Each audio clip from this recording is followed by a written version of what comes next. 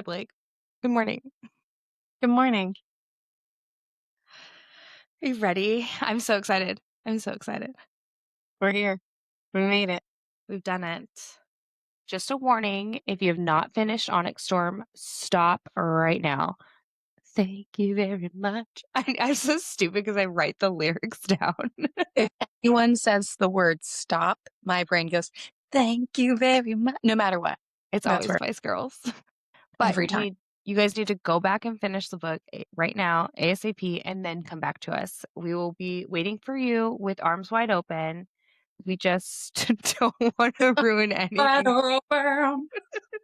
don't want to ruin anything for you, as this podcast will have spoilers. We will be breaking down all things Onyx Storm, chapter by chapter, building on our theories that we've talked about, discussing characters and growth, who people are, and where we think the story will go. What did you rate the book, and quick thoughts about Onyx Storm? Naturally 5 stars, silly question. I'm silly goof. It's almost a love-hate though, because so much is left open and I want more. I need more. I know it'll be a couple years, but I love when a book keeps me engaged and constantly asking questions. And this book did that. I mean, you saw my cryptic, weird notes, and that like mean nothing to anyone but me, but I couldn't stop for the whole book. What about you? 5 stars, baby. I mean, I loved it. And then I'm confident I'll love it even more with these rereads after dissecting.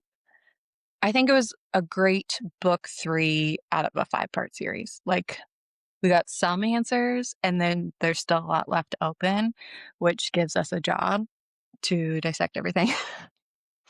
More questions, if anything, with this book too. Yes, definitely. And like theories, so many possibilities. Out of control at this point. Did you go to an Onyx Storm release party? I sure did. I took 2 of my best friends with me, and we had like a girls' night out. And there wasn't a lot of restaurants at the Barnes and Noble, like around there. So there was an Olive Garden though. So We're bringing mom's, Olive Garden back. we are. And if you're going to go to a chain restaurant, that soup and salad breadstick combo situation, it just can't be beat. Our drinks were like, I will always be a slut for those breadsticks. they're so fucking good. And ours were so fresh. So I love that. Then we went to our party, which we had a parapet and a gauntlet. They let me know that I was the fastest one to complete the gauntlet, which brought me great sense of pride. I got You're a not green. competitive at all. No, but I knew I was going to beat these guys. Okay. I could just tell. I knew. I was sizing up my competition. I didn't see anybody that could beat me. So I am number 1. 2 is not a No. winner. But did you pick a for yours? Were you able to like pick a dragon? Like what dragon you had? Well, I have a green dragon. And then we did the test to see what quadrant you'd be in. Kylie, do you know what quadrant they said I would be in? It's shameful. Infantry. From what you know about me, Kylie, do I take direction well? Do I like people being in charge? Do I like conforming? No. I think this test is rigged. Like, there's no way you'd be an infantry. There's no No. way. If anything, like, scribe, know it all. Hey. If you don't get rider, you would get scribe. Right. Like, but infantry. Fuck these guys. They were against you. Mine didn't have anything like that. Like, we didn't have a parapet. We didn't get to, like, find out what quadrant we were in. But I did make a cool keychain. That's cool. It's got, like, a black and gold dragon. And I made it say fire-breathing bitch because our ode to Aelin, naturally. Yeah. I love that. That's about as exciting as mine got. I'm so jealous of yours. I want to walk across the parapet. Which is literally just like a 4x6 board on the ground, and you walked across it, but I was fine. But the gauntlet, I fucking went for it. Now, our gauntlet, just to be clear, was like a hopscotch, basically made on a ground. But I saw it, and I'm like, oh no, I'm doing it. Everyone else probably leisurely took like little hops and steps to get through it. No, I went full board. I've You're done a like lot of breaking a sweat. like I used to have to do a lot of agility exercises for basketball, so I was like, I can do this. Who are your favorite characters so far? Excluding Zayden and Vi. Of course. I love Kitty Cat. We know this at this point. Big fan. I don't know why I love her so much, but I do. I think it's because she's a bitch, but like the right kind of bitch. She's right bitch for me, not wrong Mm, bitch. And then, Riddick. He is fucking hilarious, and we get more of him in the book, which I was mhm. so thankful for, and it just proves my point that he's fucking funny. And I will get to that part later, but and of course I love Violence 2.0 and Darna. I agree with everything you said. Love Riddick. I'm an Imogen girly, so of course I love her. Kitty Cat and Taryn and Darna. They, s- they're just always good. Solid squad. Who are you hoping So, for more of? I would say, I mean, I love that we got as much Riddick as we did. I hope that continues throughout the Yeah, rest his growth of the is wild. Yeah, like he went from like the comic relief and obviously was a part of the squad and everything, but not much going on I with love him. his role in this book. I love it. I, I So do give us too. more. So I would say I think I want more Garrick, If but he's not Venin, or if he is too, because that's yeah, I think he is. I think he's Venom too. We are starting spoilers early. Well, that doesn't do anything because it's I think. Right. Well, yeah, I'm starting with him being Venom for sure. I definitely think it's Garrick over Bodhi. Or we're both wrong because we don't know. No. Who did you want more of? Well, I want more Riddick. I want more Cat. Like I was expecting like more growth from her, which we did get a little bit, but like I was expecting more dialogue between her and Violet, and we didn't get that. That's okay. I can hold out for the fourth book. Yeah, I think her part was bigger in book 2 than it was in the 3rd book. So I'm interested to see where her role grows, which I think it is going to grow exponentially. I'm just waiting for the inevitable bump up to Vi's bestie. I know you are set on that, and I actually see it happening. Well, we both think Ree's gonna die. Because she's too perfect. Like, where Mm, can Ree grow? She's a no. fucking phenomenal friend. She is a badass. Like, she can do it all. So her growth Well, is really limited. and Rebecca made the comment about Liam already being perfect, so there wasn't a lot of growth that he could do, and like that's where Ree's at. She's like the female version. I mean, I liked Liam better, but I really love Bree, but I just, yeah. I think, book 4 or maybe early book 5 is my guess for our loss of Ree. That's my guess. This is my theory. And I told you that I think it's possible that Marin, not Morris, Kitty Cat's best friend, could potentially die as well, and I could see a trauma bond happening between the For two of them. sure. For sure. So I guess we'll see. Should we get into it? We might as well. Okay, but what's the haps in the Empyrean up until this point? We've only been at Basgiath for 18 months, but it feels like 18 years with this emotional roller coaster we are on. We left Basgiath knowing Zayden has officially channeled and is an initiate bitch ass Venin. Violet gives zero fucks and will save him, and even still sleeps next to him. Both are having nightmares about being suspended in a field by a master bitch Venin, the general. Our Iron Squad holds true to their title with minimal losses still, sans precious angel face Liam. We have even become Dane apologists in Fourth Wing. They will follow Violet, doing whatever they can to save the continent from Venin. Both wardstones are in place in Navarre and Erasia. We know Erasia's wardstone will fall since it doesn't have a dragon from the Seventh Den's fire. Navarre is still not taking people who are outside the wards, so there are still cities unprotected by bitch-ass Venin, whose numbers are only growing. Not only does one wardstone need fire from one more dragon to protect Erasia from Venin, we have to worry about a new general with the loss of General Sorengil, still attending classes at Basgiath, not dying, and now saving Zayden from progressing. That's what's the haps in these That was the books. 411, the hot goss. That is the hot goss. I think it's important in case you read the book a week ago. You need the refresher. It is important to know where we started, where we're at, and build here because so much even in the first 5 chapters. Plus, we are, of course, covering the prologue today as well. We are. We're even going to cover Rebecca's dedication, which we should start with. To the ones who don't run with the popular crowd, the ones who get caught reading under their desks, the ones who feel they never get invited, included, or represented, get your leathers. We have dragons to ride. I love her dedication because despite feeling like I could never be a dragon rider successfully, this dedication makes me feel like I could. Me and I my mean, weak ankles. I love that for you. I'm glad that she inspired that and gave you the confidence. Her words really empowering. Thank you. And I mean, is this us? We aren't exactly popular in some groups. We have dragons to ride, Blake.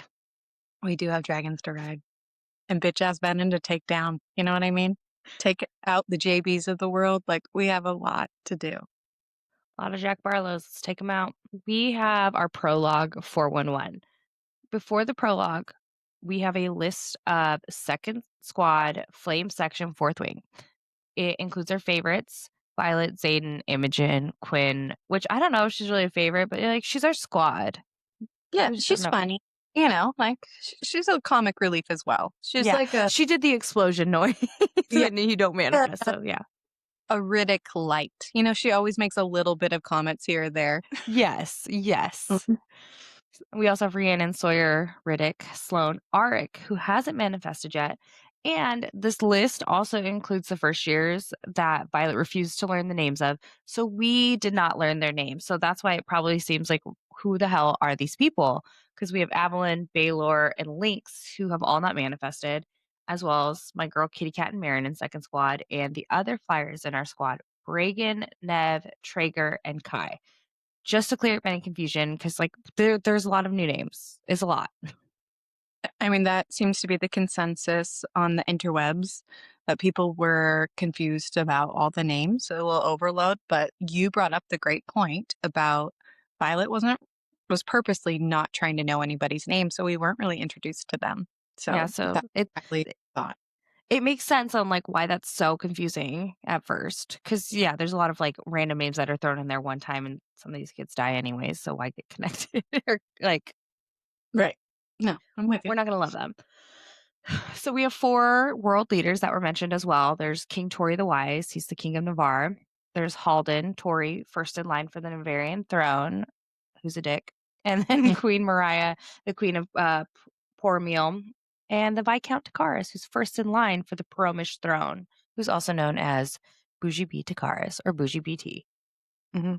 You're welcome. And you will notice that we give a lot of nicknames. You'll just get used to it.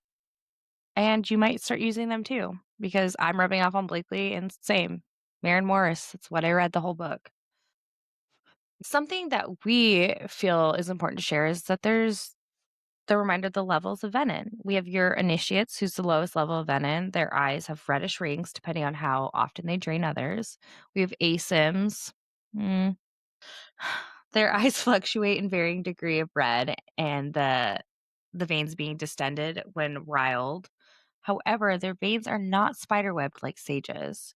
Who sages are responsible for initiates. Their eyes are permanently red and their veins perpetually distended toward their temples and expanding with age. I love a good spelling here. They're expending. Mhm. They're using all their energy. Good for them. We have mavens, the equivalent of generals in the Venin hierarchy. Mavens never been captured or studied. And then we have a general. We've talked about this general, but we've met him in Zeta's dream and some of Violet's. We don't know much about him, just that he wants Violet and Violet. He wants Violet, and he is the one Zayden killed, but didn't. So Actually, yeah.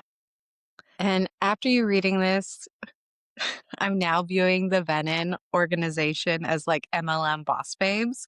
Like the initiates are doing like the cold calls and like, hey, pretty girl, just thinking about you. The Sims are like really starting to add more to the team, trying to grow. Sages are the ones doing their trainings on Zoom, and the Mavens and Generals like only show up on stage for their Venin summit once a year. Like, can you? They're really out there like, "Hey, babe, channel with us, and we'll give you 1 free red descended vein early and a free silk robe." Like, sign up today. Free signups. I tried to do a bunch of Venin in a stadium on AI, but it wouldn't let me. It was struggling with faces, so I'll have to try again soon. Instead, I did, dragons with lightsabers. God, I just can't get out of my head that it's like an MLM. We will look at, Theophany a little different now. Yes. You know, She she's is had just she's trying to get Violet in her downline. she really needs that commish. You know what I mean? If she doesn't make commish, she can't pay for her house, okay? Violet. Help Theophany. So now we're going to go with our prologue summary. Thanks for the pre-cap, Kai. Now we're going to the prologue sums.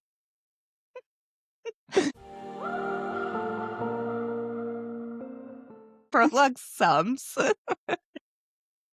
What an idiot. Vi is following Xaden through the Basgiath tunnels beneath the quadrants. Luckily, they have a bond that makes it easier for her to track him. Vi and Darna communicate that Sigale is incensed and Taryn smells of a rage and sorrow, which this is unrelated and I'm already going off. But I just think it's interesting to like smell something of somebody. Like you would be like, Kylie smells of annoyance of Blakely all the time. I think the worst is like when they talk about like smelling when people are aroused. Oh my God. And especially, yeah, Fae culture and stuff. I'm like, oh no, his eyes are darkening. He can smell what's happening. Can you imagine like somebody sends you a naughty text while you're walking down the street and then you like have and then all the people around you just know that you're a slut bucket? No, that's embarrassing. Vi is grappling with the grief of losing her mother and the grief of Xaden's choice to become Venin to save her. Vi asks the guards if she can have an audience with the prisoner, and they allow her 5 minutes for her and 5 minutes for her mother. We should all pour one out for our homie, Lilith. Never Lily.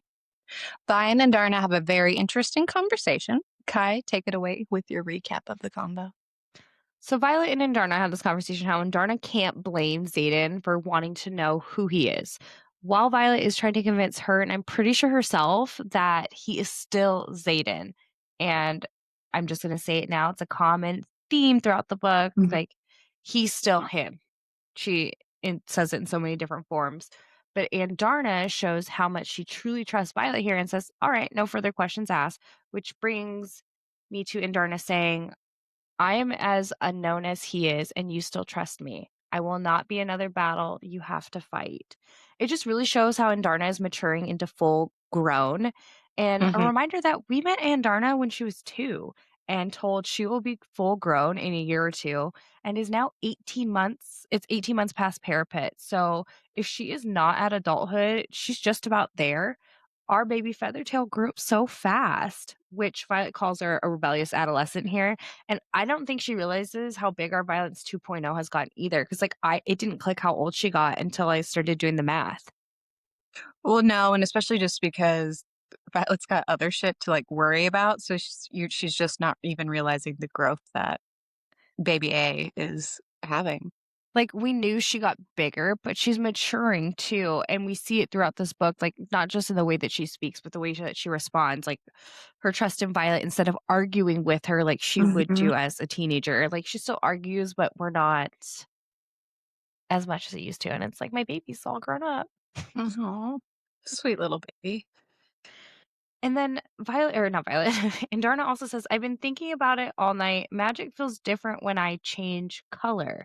You know, maybe the use of power in that moment weaken the venin. This could alter everything. If it's definitely worth investigating later. And I think it's interesting. And there's not that much discussed on it throughout the rest of the book.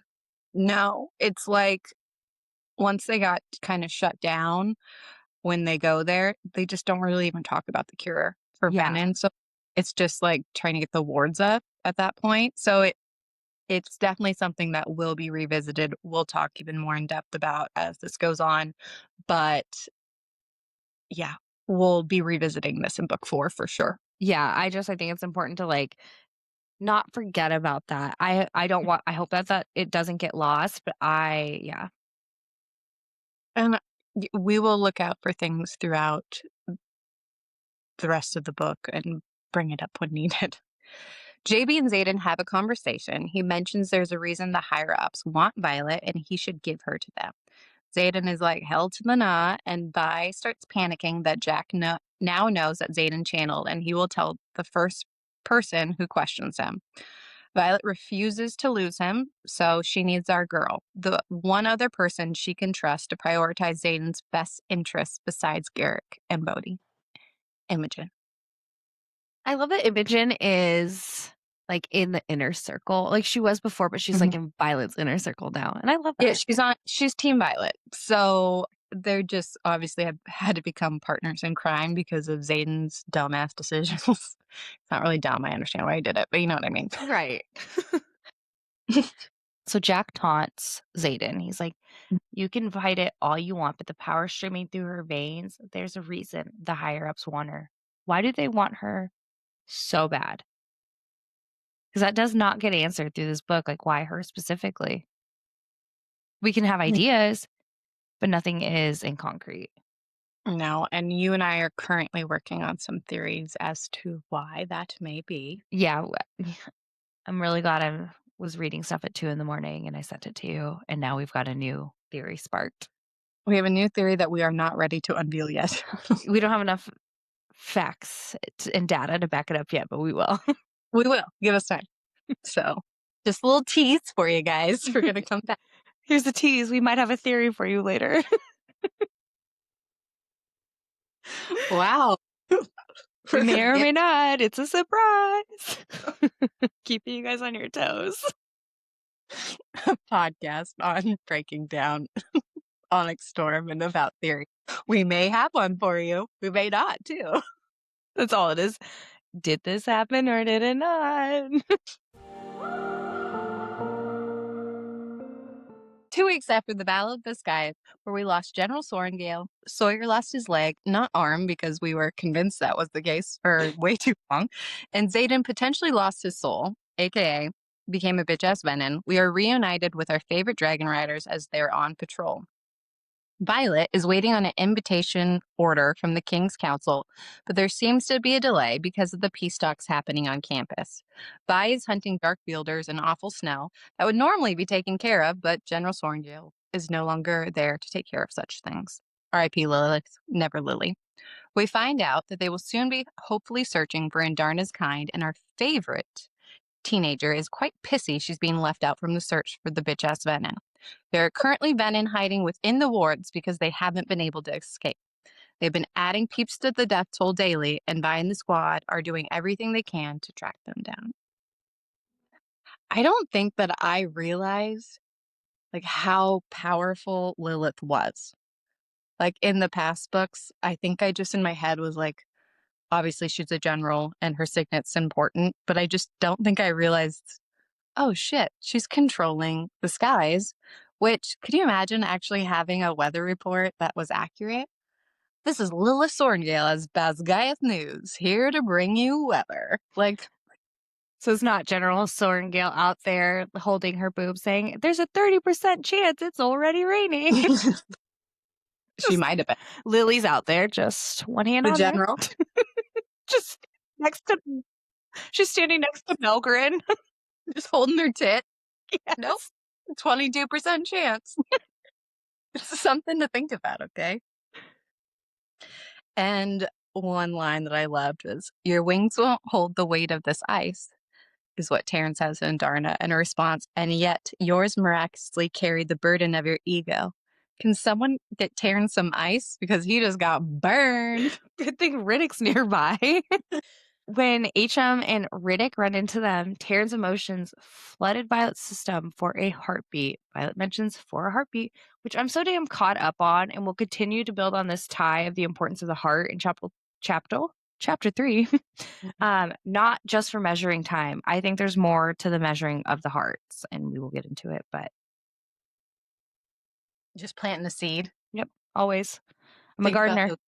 the Taryn has a new nickname for Xaden, calling him the Dark One, which Vi is definitely not on board with. I personally relate to this because, like I told you, I love a good nickname.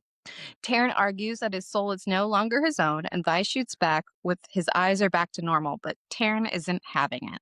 That kind of power is addictive. You know it, or you wouldn't pretending to be sleeping at night. Violet asks Taryn if he's on board with helping Violet find a cure. He begrudgingly is, only due to his loyalties towards Violet, his mate, and Andarna, and has made it abundantly clear he has zero faith in the sexy Dark One.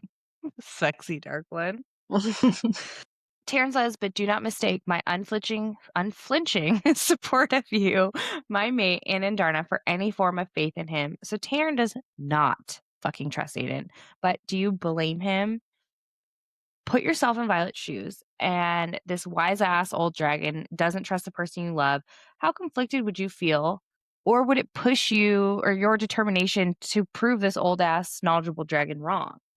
I love proving people wrong, so it would push me. But I think we also need to look at why this affects Taryn so much. Not only does it hurt his mate that Xaden did this, like Sigale's obviously struggling with this decision, but our theory that his first rider, Naolin, actually turned and became Venin, I think this is just like a sore spot for him. So the fact that his rider that he said is his last, Violet, has some type of connection we think is mates is now Venin. I think it just is like he's just fucking pissed and he does not trust him at all because I think Naolin was shifty as hell. So Tough situation for Violet to be in too, Mhm. because here's your, what we say is mate, and then here's your dragon, your bond.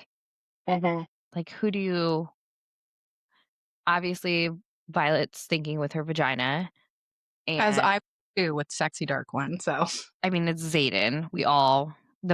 My brain lives in my vagina with Xaden around. they're connected for sure. They're one and the They are same. one. The clique is still at Basgiath, partially because of the peace talks and partially because Xaden thinks that that's the safest place for Violet from him. But it seems like everyone wants to go home to Eratia because the vibes just ain't good. Mira is off trying to fix the issue of the flyers not being accepted. Imogen was on Xaden babysitting duty and he wanted to talk to Vi because Garrick and Bodhi and her were talking and they don't believe she should be shacking up with Xaden. Vi does not take it well and tells her to get fucked. Xaden does not want to know what the group is doing because he doesn't want to be an unintentional leak. We get a lot from Imogen and Violet this chapter. Xaden is pissed at Vi for burdening Imogen with the knowledge, but Imogen says that he should stop doing stupid shit that needs to be covered up. But Imogen has an excellent point, but we know he is going to keep doing stupid shit throughout this book. Otherwise, we have a story. It would just be a very different story. Happy ending immediately. We would not have book in 4 and 5. No.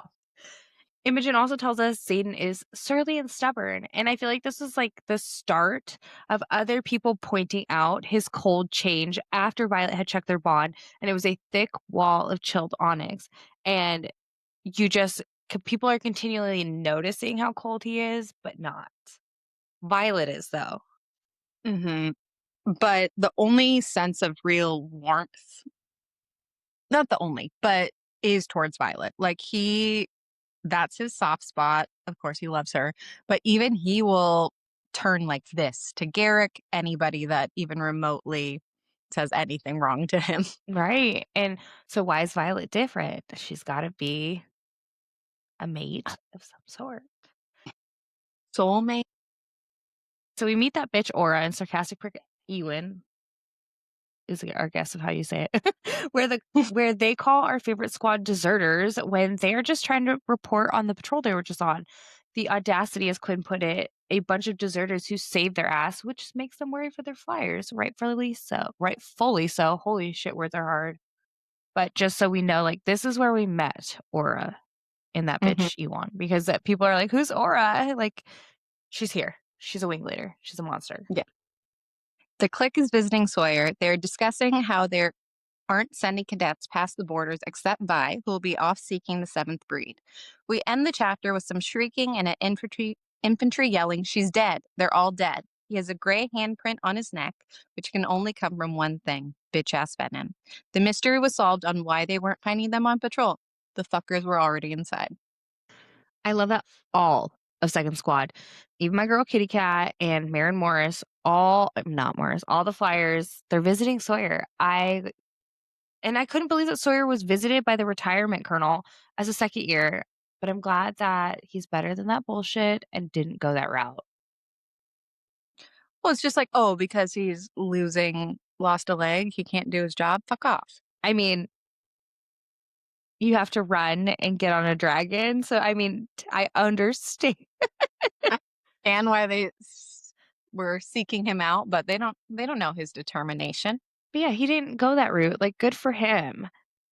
While they were on the border or on patrol, the squad talked about how everything was alarmingly routine, nothing of concern, and the bone pit was just ash and bone too. Our girl Rebecca does it again with the foreshadowing for the venin inside. Mm-hmm. The rarest of signets, those that rise once in a generation or century, have manifested concurrently within equal twice in our records. Both critical times in our history, but only once have the six most powerful walked the continent simultaneously. As fascinating as the spectacle must have been, I would have rather not lived to see it happen again. Which, okay, foreshadowing, obviously. This is very clearly put here because the most powerful signets are about to walk the continent again, but I think they're going to be stronger than before.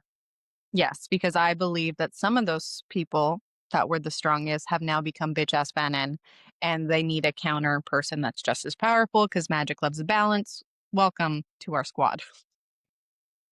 That's solid. Yeah, I'm on board with that. Mm-hmm. Chapter 2. The clique springs into action and finds all the overflow beds have desiccated bodies, which, ew, can you just picture that? Gross. While searching, a scribe is sprinting at them full speed. JK, that guy, is a little bitch-ass Venin, hiding in scribe robes. Our dicey little FMC throws her dagger at him, and his body shrivels in the span of a heartbeat, which our girl is still using as her main measurement of time. So, heartbeats. This is how Violet, throughout the books, uses as her main measurement of time, as you would say, right? Right. Fourth wing, heartbeat or beats is 62 times mentioned. Iron Flame, 88 times, and Onyx Storm, 76 times. That's a lot. Like that. That's a lot. I don't use heartbeat on a daily basis, maybe not even No, weekly. I don't think use that ever. word to measure anything. I'm not like, it's going to take me 82 heartbeats to pick my son up from school. Like, it's not how I No. measure things. And all authors obviously have their phrases or words that they like to use a lot, like Watery bowels. water bowels, example. Sketching a bow, like, yeah, there's. I just want to tell everyone, like, I thought sketching a bow was sketching a bow. Like, people were drawing, like, from a bow and arrow into the air. And I'm like, why the fuck are they doing this? But then I realized, like, they're sketching a bow. Like, they're bending over and bowing. I'm an idiot. Like fake bowing, yeah. I literally I texted you, like, oh my God, look what clicked. And what made me laugh that I just said is like you just said sketching a bow and nobody would have got that and they would have been like, what a fucking dumbass. But that is why. It's because Kylie's a fucking dumbass. My dumbness is contagious. Really? Well, we're just two idiots Hosting a podcast. Totally fine. Totally fine. Back to the use of heartbeats. Nothing left on that? Mm-hmm. Okay. So with the heartbeats, Kylie and I are both we believe that she was gifted time and that she's still able to slow things down. And because there's a lot of moments. There is a moment specifically I'm thinking, yes. Sorry. Where it shouldn't have worked out. Like they didn't have enough time, but it somehow does. And I think that Violet doesn't realize that she is actually slowing down time. And there's many moments in these books that have proved that. What's the specific? thinking of. Well, it's later in the book, and so we'll get to Okay. that. So, but yeah, I definitely think she's slowing down time without realizing it. So, I mean, in the last book with Iron Flame, the main one for me that is coming in my head is when they were down below in the archives, and there was no way that Ark and Xaden were going to make it before the door shut, and they somehow do, both of them. Yeah. No, they're going to lose an arm, which maybe that's where we got that losing an arm. Maybe that has to, because like, why were we so dead set on Sawyer lost an arm through Yeah, all maybe of Fourth Wing and what idiots. yeah, well, like even in our private conversations, we're like, yeah, Sawyer lost his arm. Mm-hmm. Well, we both didn't reread Iron Flame before we started, obviously, deep diving, but I had reread Fourth Wing multiple times. Yeah. So it wasn't as clear to me, I believe. And I'm like, yeah, that's what happened. I'm pretty sure I said arm, and we ran with it. I believed you. Because Sawyer can't actually run. So we will add more to this time theory, but just that's something to keep in mind. Solid. And speaking of solid, Violet checked her bond with Xaden and only found an impenetrable shield. He's pulling away, like getting colder and colder. And I had a feeling this would be like a pull away book, but it makes me so sad because like we love Xaden so much. And so it's like my personal heart is breaking. Well, and my Timu heart. The heart of this book, for use of a better word, is Violet and Xaden's relationships or through the series. So just to see him pulling away, which makes sense because it's book 3 out of 5 part series, but still it's like, oh, I know, it breaks my heart. We're pulling an Edward from Twilight right now. Which important, Kylie, were you an Edward or a Jacob girly? I went with Jacob because I wanted to be warm. That's what my reasoning was when I first read the books. I went with Jacob because I wanted to be warm. Because Edward's like stiff and cold. I relate to that. Stiff and cold. But imagine like cuddling with somebody that's like I was waiting. Imagine cuddling with like I want to cuddle with warmth. Like I want to cuddle with a big like warm dog because yeah, they're just a big fuzzy ass blanket. It was the long hair for me. Oh, but when he cut it though, I know he obviously Taylor Lautner. He was way more buff than Edward too. Like had some muscles. Yeah. So yeah, I'm gonna stick with Jacob. Edward was, watching her sleep and shit. Okay, but Jacob imprinted a baby. Okay, after Violet rejected him, would he have imprinted a baby? Did you just say after Violet rejected? And then my mind went to Feyre, and I was like, no, this still isn't right. Just for the record, guys, we are recording this at the crack of dawn. So we're not. No, we're just dumb. I started this at 4:45 in the morning. Yep. And that's just an excuse because we're literally always this dumb. It's a little turned up today. Yes. We also had Indarna saying, bring their bodies outside once you're done killing them so we can roast them for fun. And she's no longer baby violence. Like, she's straight up violence 2.0. Which I love. I love her remarks like this. I truly love them. Like, I'm starting to yell in my house because I'm like, it makes me laugh. It is. I mean, she's hilarious. Which Taryn was like the funny, dry one. And of course, Indarna had some good lines, but I'm like, look at her go. Now she's just like mean funny, but like, I know. Not like name calling mean, but just like kill them mean. Just ruthless. Yes, there we go. That is a much better she's been spending a lot of time with Sigale, so. That's true. Her upbringing doesn't say warm and fuzzy. No, she's got Taryn and Sigale. And Violet's nickname is Violence, so. Yes. There was no hope for baby girl. There was none. No. But her loss is our gain, I guess. The clique heads downstairs to the torture chamber. They find dark wielders dressed as scribes trying to open the door to J-Bay J-Bay. I was thinking Forrest Gump. I'm just like picturing you running. J-Bay. One scribe with a silver braid and a faded tattoo on her forehead smirks when she sees Violet, and then she just disappears. They kill a couple of BAVs, but when one could have harmed Vi, the Dark Wielder yells, "Not the silver hair. We need her." Violet isn't. I just said violent. I say it, I do it all the time. It's not wrong. No. Violet isn't a fan of the comet because she will never be used against him again. She has a BAV at knife point, and before Ree strikes, Violet notices a shadow from the corner of her eye. Shadow explodes all around us. The endless sea of black is what she instantly recognizes as home.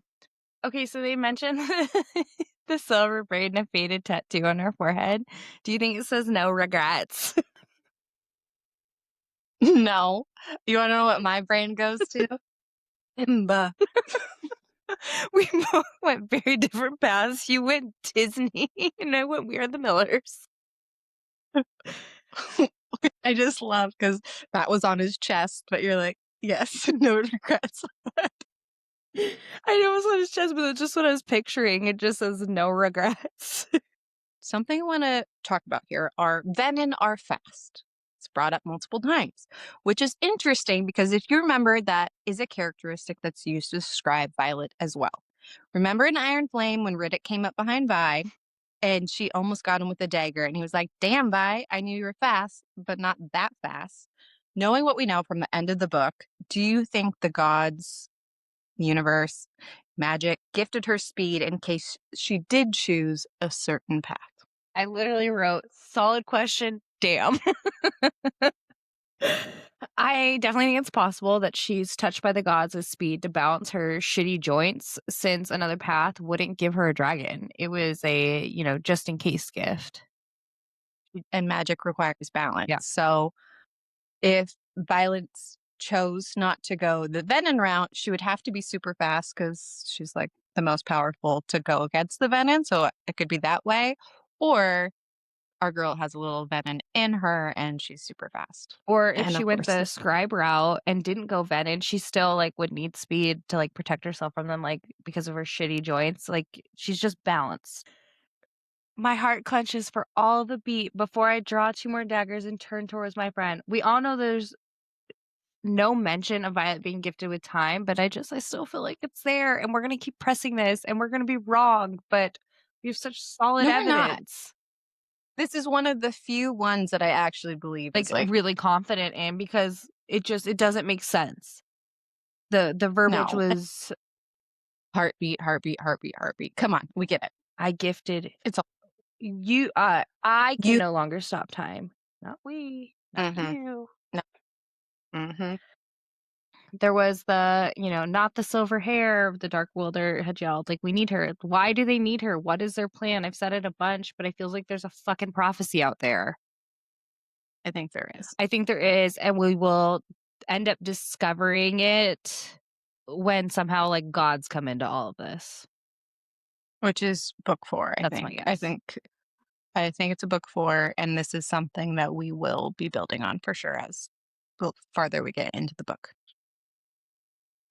Xaden, the newly second lieutenant, closes the distance between him and Vi. They both are searching for any sign of injury. Gold-flecked onyx eyes meet Vi's, and not a single trace of red is anywhere to be seen. He says, "Tell me something, Violence. Why is it always you?" So an hour later, they debriefed Colonel Panchak, which Kylie and I just want to mention that it has been Commandant Panchak throughout the other books. So the sudden change to Colonel, did he get promoted? I'm not sure. It makes me happy because my head actually reads Colonel. Commandant, my head would always read Commander, so it's easier for me, personally. And Commandant is equivalent to Colonel, Captain, Group Captain, so really interchangeable. But Colonel's easier. Colonel is much easier. So they debriefed Colonel Panchak of the Riders Quadrant what happened, and he didn't seem at all fazed that they are working to rescue Barlow instead of going for the Wardstone. Interesting. Mira put wards in place outside of JB's cell so he can't hear or see anything outside the chambers unless someone opens the door. He looks like he'll be dead within the week. It literally says he doesn't even seem phased that they were working to rescue Barlow instead of going for the Wardstone. The signs were there that Panchak was a Oh, traitor all along. And even though we just read Iron Flame, but because we read Onyx Storm, it'd be interesting to go back to Iron Flame and see if yeah. there's like signs that Panchak or even Fourth Wing to like see if Panchak has any of those signs that he is a piece of shit. So Kylie's writing that down, and that will be our homework, and we'll bring it to the class about his shiftiness. And if it was there all along, which my guess with our girl Rebecca writing is it was. Xaden asks for 5 minutes alone with Violet. Garrick begrudgingly agrees. The whole no alone time, constantly being babysat, is starting to wear on our favorite shadow daddy. Violet tells Xaden that Imogen, Garrick, and Bodhi think that she should reconsider their sleeping arrangements. He thinks that she should consider it, but seems happy with her reply telling them to get fucked. Xaden tells her that Sigale is not talking to him. Violet thinks she will come around, but Sigale senses he's not whole. Vi says he's still him and he disagrees, but she asks him if he still loves her, and he answers with, "Ugh, I don't like this. I could reach rank of Maven, lead armies of dark wielders against everyone we care for, and watch every vein in my body turn red as I channeled all the power in the continent, and I would still love you. What I did doesn't change that. I'm not sure anything can."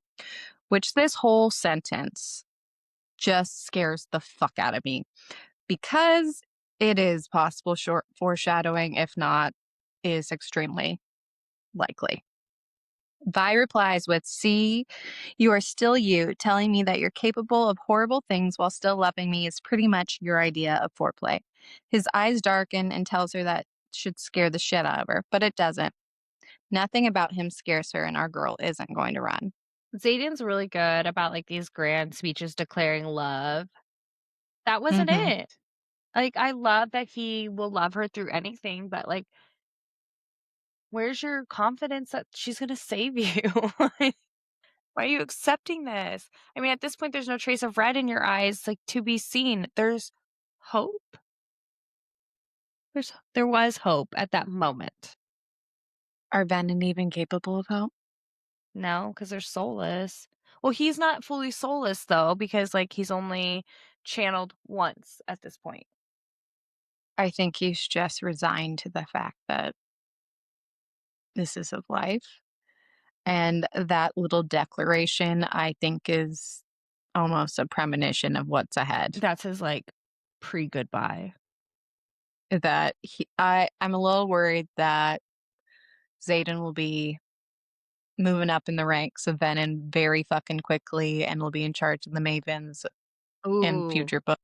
Xaden as a general. And yeah, and and I still believe Violet and Darna will come up with the cure, but I think it'll be a miracle and that Xaden will be too far gone a little bit, but it will still cure. I don't know. I'm just working on it. We'll see.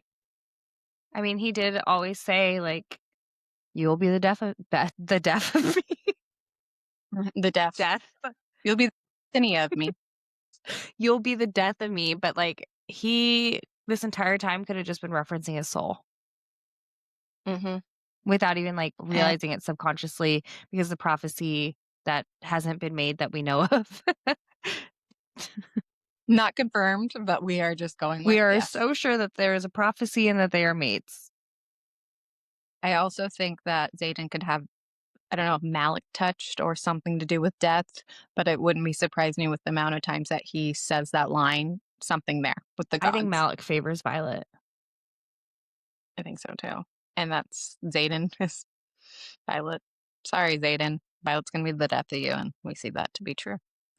Xaden lets her know that his shields were up and he didn't know she was in the interrogation chamber. He sensed the venin, which is why he came down there. That's why him and Garrick have managed to slay more than a dozen of them this week. Like Moana, it calls me, and no one knows how far I'll go. He feels that. He feels that bitch ass venin calling him, just like he feels the source under his feet. Okay, wouldn't this be a dream for an army though? Like, it's sketchy to trust Xaden, but with his ability to sense them, they would have a one up. Like, while the Venom could sense Xaden too, like, you could be bringing your army. Like, if only he wouldn't fucking channel, Xaden would be a dream double agent. If I were a general or something, you know. Don't put me in control of any army, though. No. I would get lost. I'd be like, look, flowers. You're our favorite gardening wyvern. Wait, why am I? Why can't I be like? I don't know. Why do I have to be a wyvern? There's just not of a practice. I'll have like slimy skin. No, that's not how I picture. Actually, that's not how I picture him, especially in Tog. Totally wyvern different. in my head. We got Abraxos. The wyvern are a little bit different. Yeah, that's why he loves his They're flowers. black in Throne of Glass, aren't they? And they're like slimy gray in my mind for the like they're just different creatures in the books compared like they are black and like majestic in Throne of Glass. And then in the Empyrean they're icky. Okay. Thank you. Really appreciate it. So when you think of the wyvern in Onyx Storm, I hope you think, ew, icky. Yeah, so Kai, when she reads Dog, she's like, okay, solid, love them, majestic. Then she reads the Empyrean and she goes, ew, gives me the ick. Like, it just... Double standards for wyvern. So pissed about these Empyrean wyverns. I'm just moving the goalpost for them. They're never going to be good enough for me. Well, that's fair. We had a really good wyvern in Tog, so it makes sense. So we are moving to chapter 3, which we will just warn you, it's almost like the bulk of this episode is going to be chapter 3. There's a lot here. I went rogue with a theory, and then Blakely was building, and then I was building. So, and then I went rogue with a theory at the end. So, yep, welcome. So just be prepared for this one. I'm excited. Be prepared. Our podcast, part musical. I'm embarrassed for myself. You should be. So,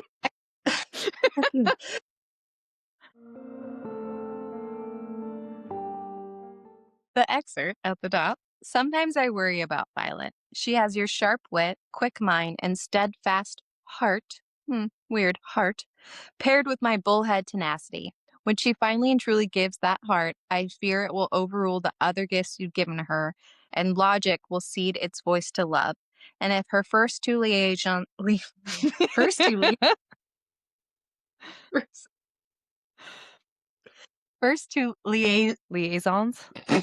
Why did I get a little French with that? Liaisons. First two liaisons. Why can't I do it? What's wrong? Say it, no. Liaisons. Okay, I'm going to start over on the sentence. And if her first two liaisons are any indication of what we might expect, God's help her, my love. I'm afraid our daughter has atrocious taste in men, recovered unsent correspondence of General Lilith Sorengale. Before we get into your theory, Kai, I just want to mention how funny it is that Lilith is dragging Halden in this. I don't know. I just find it funny. So we know he sucks. Like, she's setting it up for us that Halden sucks without saying it. Because you suspected all along that Halden was one of Violet's exes. And it was confirmed. So solid. Good job, Blake. Victory! You got to win. I'm proud of you. Thank you. Okay. So, guys, hear me out. Violet's dad, his heart gave out. Violet is constantly counting heartbeats. There is 213 mentions of heart in Fourth Wing. There's 288 mentions of heart in Iron Flame. There's 250 mentions of heart in Onyx Storm. That is not a small amount. And I feel like this connects to the whole mates thing. I mean, and this is a rogue theory. What if Papa Sorengale is really old Venin, but ended up being mates with Lilith? So he didn't necessarily cure himself, but managed his Venin status to be undetectable. Which could be why he ditched his last name, and it wasn't just because of his dedication to feminism. And, maybe Lilith conceived Violet on a day that Papa Sorengale forgot to take his dose, or Lilith had channeled for the first time. We know it takes several times to channel before becoming an ASIM. I think Lilith only ever stayed as an initiate, and that's why she only is known to have those red ringed eyes. Maybe. Actually, I say that, but isn't it that only the younger ones and initiates can detect other initiates? Once you get higher, you can't. Mhm. It calls you. That's what Zayden Yeah. says. She must have channeled enough times, allegedly, where she's on detect. Well, that's why I think that she had channeled prior to giving birth to, and like Mhm. she had channeled and then, they conceived Violet because like Violet has seen her with red eyes. So there is multiple potential times.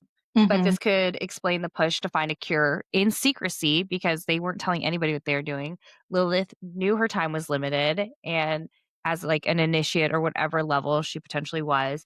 And Violet is different and was chosen to be dedicated so that she wouldn't turn because she was potentially conceived as a Venin. But whatever he was using to manage his Venin status to be unnoticeable ended up stopping his heart. And Violet's heart is making itself like super aware to her, maybe through Indarna's gift. Maybe that's just how she counts. We don't know. So that she will notice that Zayden is her mate and that the bond will officially like snap into place. Zayden does say in chapter 2, I could reach rank of Maven, lead armies of Dark Willers against everyone we care for, and watch every vein in my body turn red as they channel all the power in the continent, and I would still love you. Which Papa Sorengale could have felt the same way with his love for Lilith. Now he probably was allowed to call her Lily, and that's why he was searching for a permanent cure. IDK. My BFF Jill. No. I don't know. Uh, I just like threw that out there, like that's a random theory that's possible. I I'm not 100% sold on this theory, but I am like kind of sold on parts of this theory. I think I know you're going to keep building on it throughout this book. I could totally switch. I'm just saying, like, what if, like we've said before, we just throw a bunch of shit at the wall and see what sticks? Because anything's fucking Don't. possible. Mhm. It's such an open book that literally any of these theories could become canon. Likely not. One of the things that I also noticed that could help your theory is when she finally and truly gives that heart, which could have been in that prophecy that we're saying from the priestesses, I fear will overrule the other gifts you've given her. So I know we say gifts sometimes when it comes to like just biological and you get things from your Gifts aren't parents. always good. But no, but what if Papa Sorengale is able to give gifts power to Violet? I don't know. Maybe. Yeah. Because he's a high up. We don't know very much about Lilith. We don't know much about Papa Sorengale, which at this point in the book we hadn't even gotten his name yet. But I mean, why would they go through all this like the secrecy to cure Venin if one or not both were Venin themselves? Like, why wouldn't they want assistance? I mean, obviously, like they don't want to die, but there's got to be someone that they can trust to help with this research. Why is it all on just them? And I just don't think that they do trust anyone. I mean, they even say that in the letter. It's like, don't trust anybody. So, That's why it's giving kind of Venin vibes because, Violet and Xaden were so secretive. They couldn't trust anyone. I mean, they ended up like slowly letting people in because Violet like has no self-control and needs her friends involved in everything with her. But yeah, interesting. so when it comes to Lilith, when Violet says that she saw her, he did, but it was after my mom had a really long night while we were stationed near the eastern border, which the eastern border is right up against the Barrens. And her eyes were bloodshot red, so I freaked out and started shrieking. I can't help but smile at the memory. She took my book of fables away for a month because the outpost guards all came running. No, she took your book of fables away because it is a book that you should never have, and if anyone found it, that they would be in trouble. So, If, potentially Papa Sorengale is a Venin from 600 years ago, he could have been the one to write Fables of the Baron then to like let his kids know so that they can save themselves. Which mhm, is like what we initially thought, but if he's writing it from a Venom perspective, mhm. And how to defeat the Venin, and I feel like he would be like a double agent of Venin. yeah, for sure. I mean, if he's trying to find a cure, then yeah, definitely. Right. And now we can finally get into chapter 3. I know. Sorry, guys. I don't know. I'm sorry, but there we You're go. not sorry. Chapter 3. Vi doubles down that she's not scared of him and will not run from him.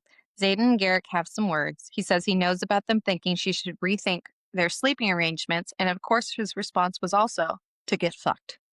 Xaden, he had an icy edge when he's like, you try to dictate the occupants of Ion's bed again, and we're going to have problems. The transition of Xaden being fucking icy is so fast. It is chapter 3, and he is like, He's already getting icy, but I think all those times that he really does get icy, it's due to anything to do with violence. Violence. So it's like that is his trigger. It's his number one purpose is to keep Violet safe. So if anybody is saying something about Violet, he's like, he cannot handle it. What- He just freaks out. He goes, flies off. What if Xaden was born, like in this whole prophecy, to protect Violet? Like he's not just her lover, but like he was born as a protector because she's like some crazy huge god or something like that. What if that's what his actual role, and that's why he's so crazy and turns at the like drop of a hat for anything mentioning her safety? And they say that Violet will turn for love potentially, or that's the path they take. So it's like Xaden turning is just like a tool to find that cure for Venin, story-wise and maybe prophecy-wise. Garrick is concerned for Violet's safety because they have invited her to appear before the sensorium alone, and they haven't been pardoned for leaving Basgiath and taking a large portion of the riot. Vi's not worried because they need her dragons, and Xaden points out that Llewellyn is in there representing Tyrandor, and Vi can take care of her damn self. Vi walks in and sees beady-eyed Augustus Melgren, and he makes it clear only she is welcome in. Xaden is the opposite of subtle and lets them know that the measly wood doors won't deter him if shit goes south. Okay. Now, because I didn't even read over it because like I want to see your excitement for this theory because the way that you responded to me. okay, this took me way too long. I'm not even 100% sure, but something is odd here. So we're going to pause and we're going to talk about something I had noticed. The Duchess of Moraine was being a biscuit when she was in there and was like, let's make this quick. And then Rebecca writes a line about a giant ruby jostling along her collarbone. And I was like, why was that detail necessary?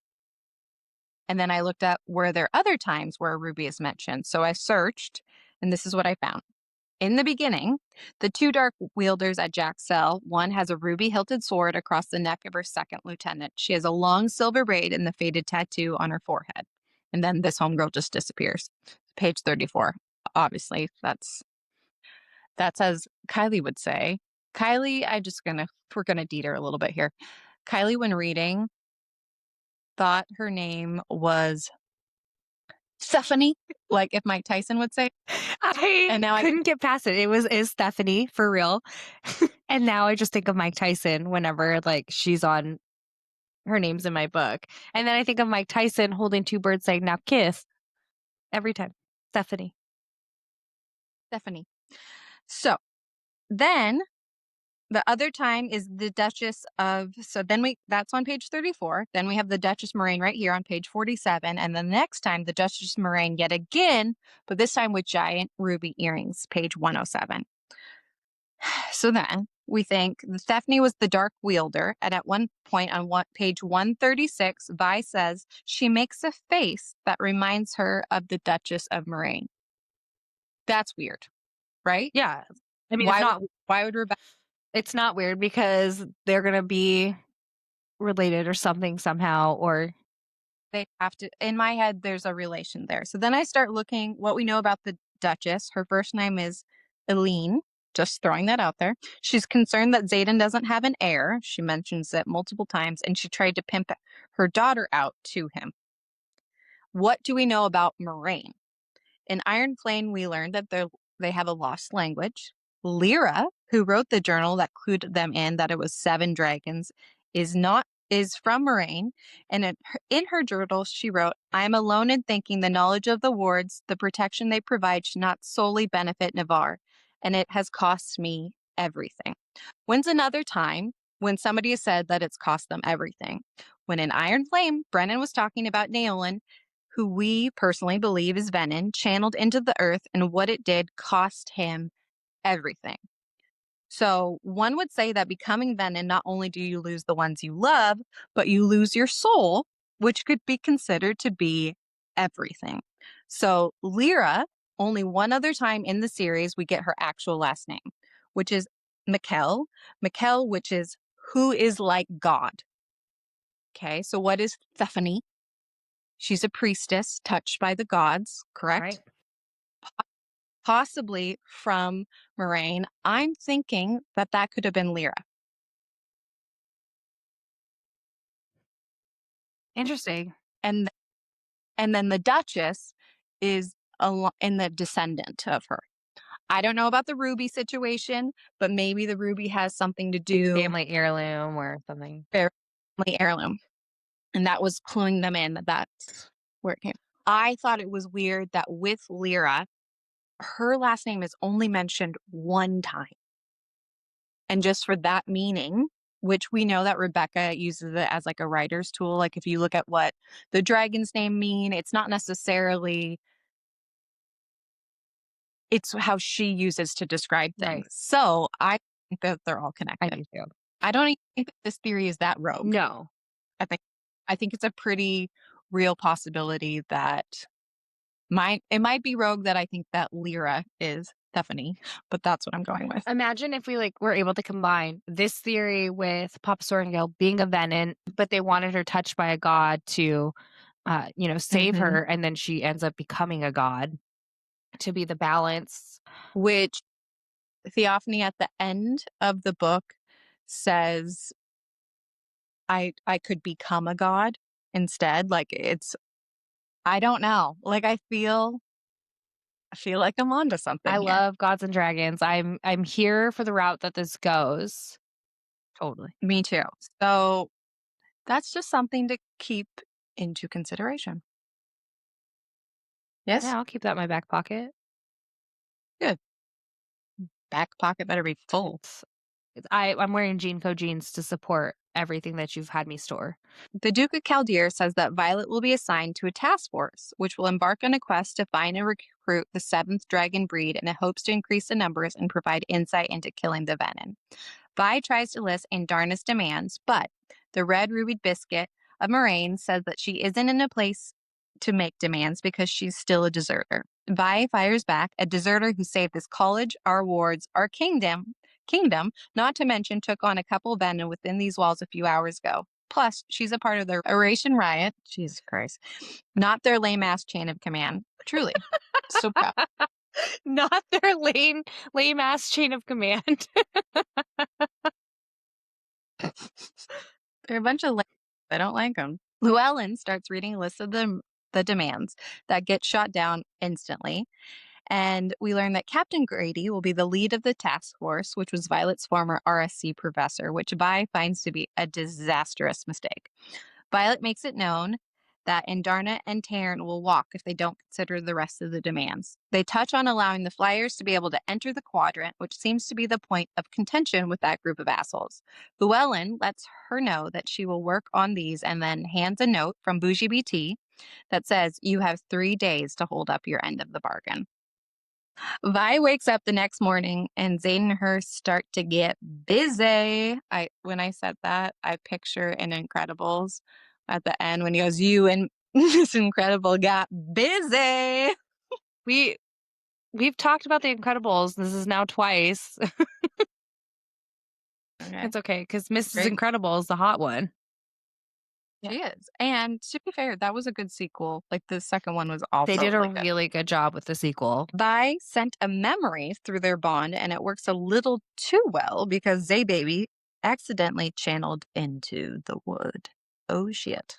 The intensity of their love just fucking screams mate. It's intense. It does. Mm-hmm. And then, Shadow floods the space for a stuttered heartbeat, yet again. Heartbeats.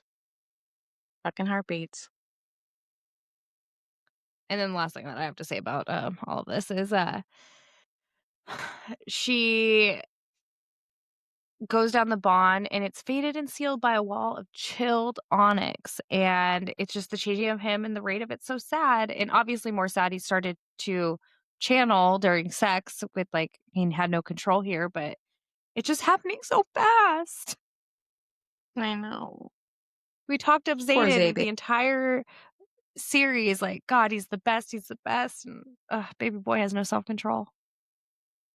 Which I think he's known for his control. So I think it just proves the power of being Venin and like that call is that if he's having a hard time, then of course look at like a bitch ass Jack Barlow. He's gonna crumble immediately. I don't think it's like being Venin that broke him. I think it is his lack of control. Like him not having that just threw him off and it made him snap. Yes, I think, and because of that lack of control is tied with it, he could potentially hurt Violet. That I just think Which he was just destined that's to his protect. identity. His identity is protecting not only his province, and His his identity crew. is protector, period. Yeah, he's a protector, and then Violet. So now it's just like, who the fuck am I? When he can't protect anybody, he's who he's protecting from. Right. So he's got a case of the sads because of it.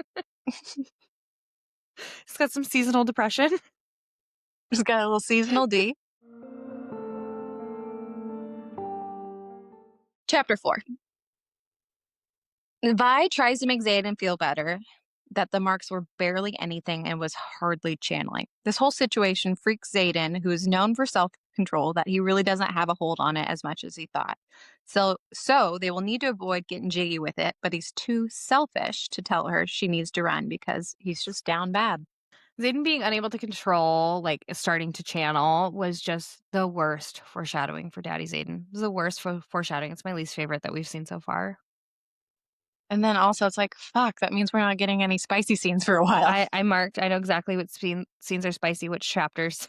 I put little chili peppers by the chapters in my notes, my personal notes. You slut bucket. In case I need to go back. Okay, a little too personal. Keep that in our locks. They start talking about Vi sharing her sexy mem with him, and it makes us have some more questions regarding their special bond. Which, take it away, Kai. So she's not quite sure how she did it. And she was like, is a thought of sharing an intrinsic thing or is it a bond thing? It's happened more than once. In Fourth Wing, it's mentioned that only memories are shared between mates. And just building on the mate theory, we know Violet's second signet. Like, even though you develop based on need, I feel like their potential mate situation influenced her second signet too. Like, obviously, her need for Andarna and like the disconnection, I think that Xaden definitely connected or influenced her. You have an oh shit face. Okay. Revelation face. The second signet is signets are based on need, Yes. correct? We know Xaden is leaving. So how can she get to him? The only time would be in his fucking dreams. She's a dream walker. I have chills right now. The fact that we just connected this. Oh my God, it was influenced. It was influenced on her fucking need to talk to him when he leaves her. Is gone. That will be her way of communicating. Because yes, he's too far away bond-wise for them to be able to communicate, but she knows that's the one Because way. that's why Andarna helped with that, because they couldn't talk when she was in the dreamless sleep. Mm-hmm. Wait, like, Kai, am I onto something here? Yeah. I'm glad I thought about like whether I'm glad that all you had to say was need, and then all of a sudden it was like, and remember when they're meeting with the seventh dragon den, they said you gave her something more dangerous. So we don't know that much about dream walking. Like, I know a lot of people felt like it was kind of a letdown for a second because it was signet, unheard of. but there's so much more in this that now you could see how this could be really fucking dangerous. But this will be her way to keep in touch with Xaden or try to influence his thoughts. To keep him. To keep him. Because even if he keeps going up the ranks, even if he becomes Maven, she may still be able to visit him in his dreams, and that's where his humanity will stay. Because he held on to the bond. That was it. Yeah. Wow. I need a cigarette. I need a Virginia Slim after that this revelation. But Kylie, There's more. Okay. We need to get back on track because you and I just blew a hot load all over that idea. Like, Jesus Christ. Violet asks Aiden if he wants to speak for Erasha. He says the assembly runs Erasha and he just owns the house, which is probably a good thing because he's Venin. Great on the battlefield, but not a great governing quality. Anyway, we're trying to work out the terms of the right staying, and Llewellyn seems to think he can at least get my father's sword back from Tori, but it all feels tangled. If we don't stay, poor Emil walks. If Navarre can't protect the flyers here at Basgiath, poor Emil walks. If anyone murders anyone, which happens a lot around here, poor Emil walks. why the sword? What's in or on the sword? It just feels like a choice. I'm not. Well, I looked up the sword of Tyrandor, and the only other time it comes up is in the nightmare. The Tyrandor sword goes for her and she yells, "Wake," which makes us wonder, why does the sage have it? Why does the general have it? What is with this sword? Because that was in Xaden's dream. So it's just like, if King Tori has it, then why would the sage have it in the Why dream? wouldn't the sage Or be the going Venin for have him, King Tori versus Mhm. Xaden? And why is King Tori called the Wise? It's just something that we need to look at. King Tori's very suspicious at this point. Very suspicious. Because, yeah, why aren't the Venin, like, King Tori has had this sword. Why have they not gone after him for it? Like, so that this can happen. Like, it just. And sketch. why is the Venin using that against Xaden in his dream? Because we now know that dream was actually Xaden's and that walking. It's just, all of it is a little. Yeah, what made King Tori so wise? And why do they get these nicknames? I know, like, we're the nickname givers, so it's kind of bullshit. I'm offended you know that what I mean? he just chose that for himself. Probably be like, King I feel like he asshole, did. but, you know, whatever. Right? King douchebag showed up. Brennan knocks at the door and acts like a semi-cool, typical big brother because they have a meeting in 30 minutes. Okay, that whole interaction was hilarious, by the way. They open the door to find basically everyone out there, and Mira's back. Felix sent Mira with a new conduit because Vi's broken the Battle of Basgiath, and a rune Tress is tempered with. She's able to nullify part of a rune and keep the others intact, which Vi believes this is the key to saving the negotiation. Kai, will you please tell us a little bit more about runes? I really want to remind everybody, runes are strange magic pulled from the wielder's power, woven into geometric patterns for specific uses, then placed into an object for either immediate work or usage at a later date. They are often using discs in Onyx Storm, where in Iron Flame they use wooden boards for practice. So at times we may just use the word discs because that's how they're referenced in the book. And I thought it was really important to bring that up because otherwise it's like, what the fuck are these random ass discs? They're the runes. And she also keeps one inside her little, there's a rune in her conduit on that disc as well. Or not. Yeah, because she's imbuing it. Also, while they were out, all the people were out there. He goes, Bodhi asks, anything I should know about? And they're like basically saying no. Good to feel needed. And I'm feeling a little jealousy is creeping in and lack of purpose for Bodhi, which makes me think the Fables of the Baron, three brothers, one getting jealous, turning Venin. My theory from that I said in Iron Flame, where when Xaden is talking about that Garrick is his best friend, and Bodhi is the closest thing he has to a brother, always following us perpetually a few steps behind.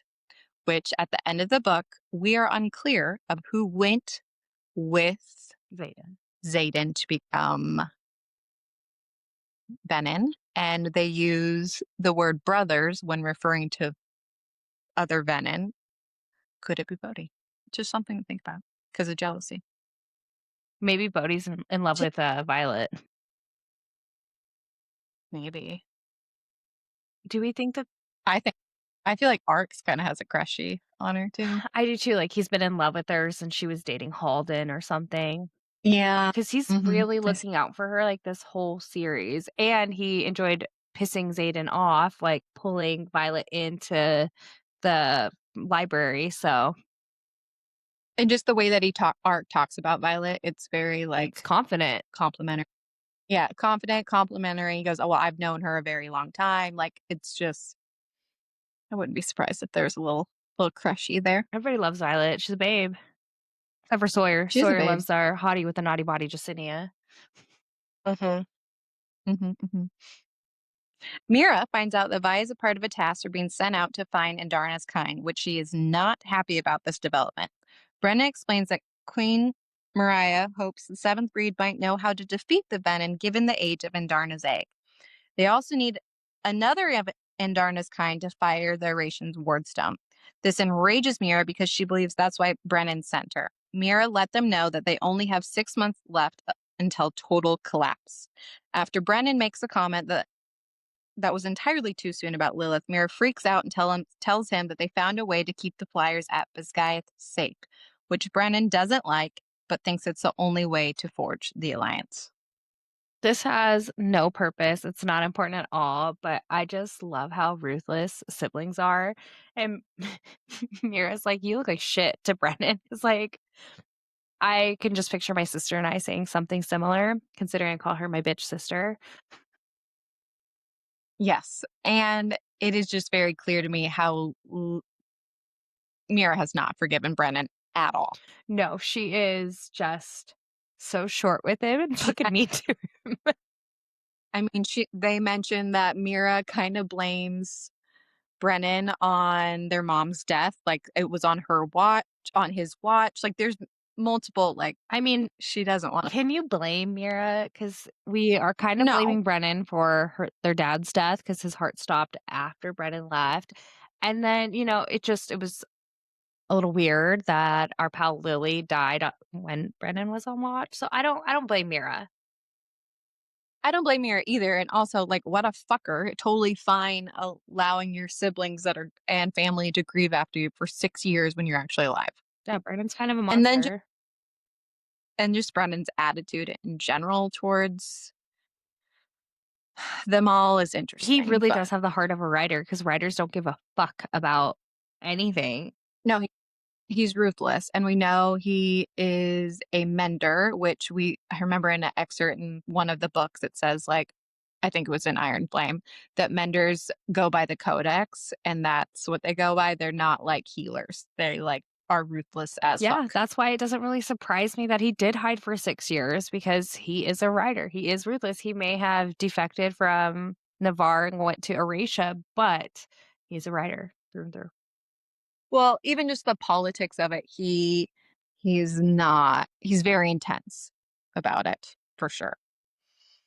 It just, yeah. We didn't get more on his history in this book. We didn't. He felt less suspicious for me in this book than he did in Iron Flame. When I say less suspicious, I still think our theory is correct with Naolin and Brennan having a relationship prior. There's just a lot that we have to watch out He just for. wasn't And as there's integral to this part of the story, so we didn't get more. no, but we will be doing a lot of character analyzation for him because he's kind of more of a background character in this book in a sense, but I think there's a lot of details that were missed and we just read over that I think will definitely be a big part of the story and our theories going Well, it forward. helps reading it once and then to go back and be like, "Oh shit, what did I see? What did I miss?"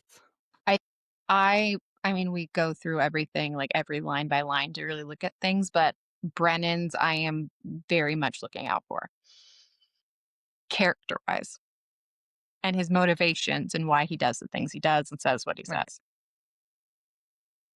Both siblings are suspicious as shit, so Yeah, they really are. I don't think that I mean, look the at the Sorengales are good about communication, period, and so they were all gonna be no. suspicious to each other regardless. Well, I mean, their parents obviously had huge secrecy. Yeah, Didn't tell them this a whole lot. family doesn't It's know how to like communicate. not at all. And it's that really bugs Violet, we know, with fucking communication. even though she's a It terrible stems from communicator. childhood. She doesn't like it because she's had shitty communication her whole life. And, it's out of her control, which she doesn't like. Can I say real quickly for chapter 4, the Duke of Lindell was mentioned, and so was Llewellyn. Llewellyn is a location of Erasia, or well, in Tyrandor, but that we don't know his actual name. He just goes by Llewellyn. And he is mentioned as one of the people that raised Xaden and Liam, as well as the Duke of Lindell. Or Lindell, whatever it is. Just they were mentioned Lindell, in this yeah. chapter, reminder who they are. They help bring them up. Just a quick. And we're just going to do little character things at the end just because we know that a lot of people were feeling confused by Yeah, characters. there's a lot of people mentioned. And there is a lot. I needed the reminder. I was like, who the fuck is Llewellyn? And then I was like, wait, it's a house of Llewellyn. And that's just kind of how there's the house of the city or whatever. They just kind of go by the city name. Fun fact. Those spam aristocrats. I know. I looked hard to see if Llewellyn had like a name, or if he was the Duke of Lindell or whatever, or if it was the same person. I just wanted to clear that up for people, because if I had the confusion, like somebody else out there had to. Or maybe you're just really dumb. You're so great for my ego. I'm looking at theories. That's my job. I'm trying to figure this out. You're the worst. So at the top of chapter 4, never forget the dragon riders have been selected, trained, and even bred for cruelty. Expecting mercy from a rider is a mistake, for none will be given. Chapter 1. Interesting. The book is the tactical guide of defeating dragons. Why are we looking to defeat dragons? Also, we were literally just talking about how ruthless Brennan is. I know, and then we turned the page. But why is there a book about defeating dragons? Yeah, why would you, unless it was a Venin writing it, which I don't know that Venin are writing books. I wonder if Venin have their own scribes, because they do have, teachers. I mean, I'd have to look at their MLM structure to really see, but it's a possibility. And who wrote this was Colonel Elijah Jobin. Jobin, isn't that P.S. I love you, man? Or yeah, Jobin. Yeah, right? Jobin. Yeah. I don't know why I just said that. The clique is waiting to see what is decided in the meeting. While waiting, one of the second-rate wing leaders that decided to stay in Basgiath last year and not go to Erasia is forcing a challenge with a flyer, which is a big fucking problem, because if one drop of flyer blood is shed, peace talks are donezo. Vi calls for Dane, saying they need him. Dane, we're going to talk about him today. Awful Aura has a dagger at the first year's flyer's throat. Kat tries to step in, Vi steps in for Kat, and then Imogen steps in, telling Aura to challenge someone her own year. Quinn also offers to throw down. Kat briefly gets sassy with Vi. Dane starts in on his favorite subject, the Codex, with the awful Aura, and do I say we love him for it? But the stupid Navarian writers won't listen to him and are calling the flyers cowards. Dane yells, "This ends now." Awful Aura says, "You no longer speak for Fourth Wing. You're nothing here," which, okay, mean. The squad sticks up for Eidos, and then a bunch of political bickering basically happens. Awful Aura blames the Eurasian writers for leaving and making the school weaker, and that's why the Venin came. That's what she said.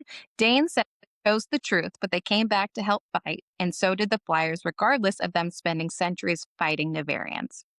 Awful Aura says she will fight their strongest, referring to Dane, but Darna points out multiple times that Dane is not their strongest. Before Awful Aura begins to wield, our dicey hero throws that dagger and says, "Rebel is so outdated. We prefer the term revolutionary. And if you're going to wield, then it's me you'll be dealing with." A giant mic was then dropped from the sky. I just want to say that Aura is the bitch that our squad was reporting to, and she was nasty about it. She is second wing leader. That's who Aura is. Mm-hmm. And Baylor was the first year who has not manifested, that was originally in the challenge. So that's who those people are. Just want to clarify who those people were. But what I'm here to do is, I'm a Dane apologist. I love him. Not the same way I love Xaden or Liam, but I do love Dane. He was really trying to be the bigger person here. and just wants to do the right thing. I obviously understand how everything, he kind of ratted out everyone and got Liam killed. I understand how he got there, but we're just seeing so much growth from Violet, and like she stepped in for Dane. So like we're not the only ones loving Dane now and his growth and just his need to be the right person. Dane apologist, I love him. Even Riddick backed him up. We answer to Ados, and there's more of us than there are of you. Immediately, our favorite squad is fucking loyal. And before we get in the next part, I just want to say, like, as much as you and I fucking drag Dane, the bane of our existence, all throughout Fourth Wing, we need to remember, like, he was just like a 21-year-old kid.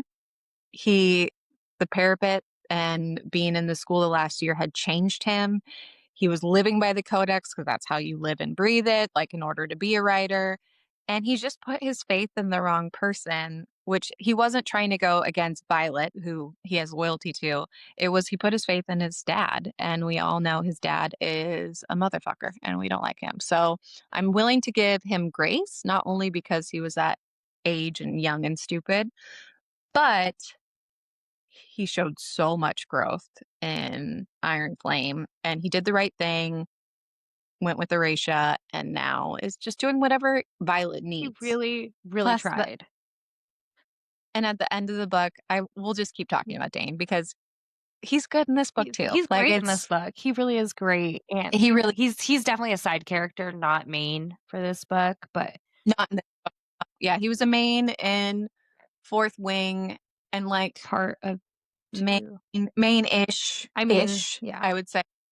Integral to the yes. story, but not quite how he was in Fourth Wing. He was still really annoying in the first book, but we are Dane apologist. We are Team Dane now, not Team Dane above everybody else, but Team Dane. We are there. And think about how fucking annoying Violet was when she was 21 in Iron Flame. So maybe it's just you have to be really fucking annoying in Basgiath at I 21. would survive as a dragon rider. See? We were both really fucking annoying. So it worked out. Do you think Andarna reminded Violet that Dane isn't the strongest just because she's our Violence 2.0 and wants to watch Vi kick some ass?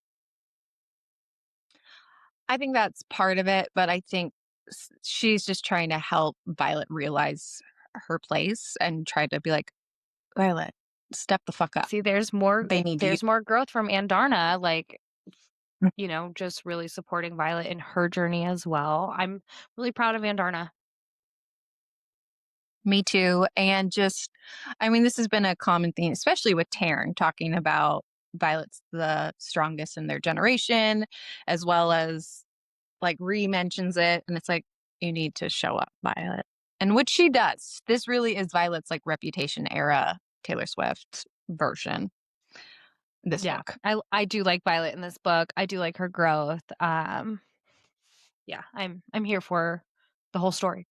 Loved the first book, annoyed with her the second book, back to loving She her. really lost her confidence in book 2 and was just so unsure of herself, but in this book, it was like, "No, I've got this." It's like she knew her purpose, where she's coming into her own, and it's good to see. I do think she's a little blind in the story when it comes to Xaden and, like, has tunnel vision. That is my only, like, gripe with her, but I get it. She's in love with him. That's her mate.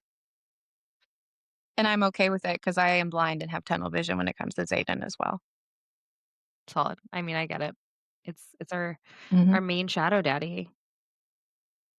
And so that was our prologue to chapter 5. We met Summers. a lot of characters.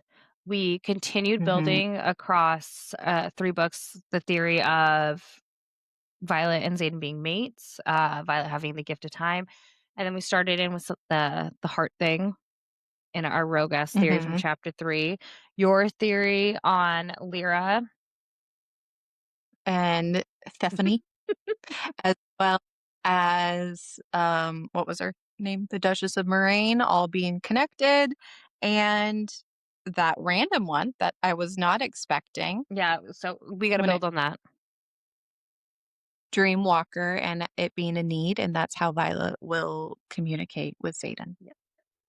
So we covered a lot. Good. Some things we noticed in chapters 1 through 5, Andarna's maturing.